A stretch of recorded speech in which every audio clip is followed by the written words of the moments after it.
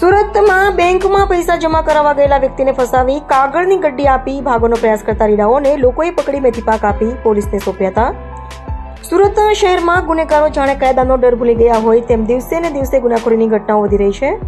Phulpada Ashwini Kumar road પર આવેલી bank of બરોડામાં એક વ્યક્તિ સાથે છેતરપિંડી કરવાનો પ્રયાસ કરનાર બે ઠગબાજોને લોકોએ રંગે હાથે ઝડપી પાડી મેથીપાક ચખાડ્યો હતો.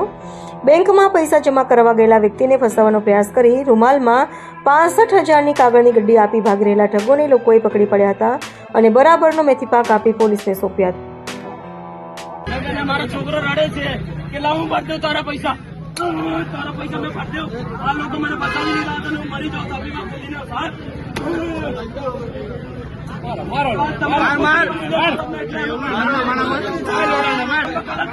ગુજરાતી છે તું, ગુજરાતી છે પૈસા લાવ હું ભરી દઉં સાહેબ તારા છે. कौन बोला 20,000? कौन बोला 20,000?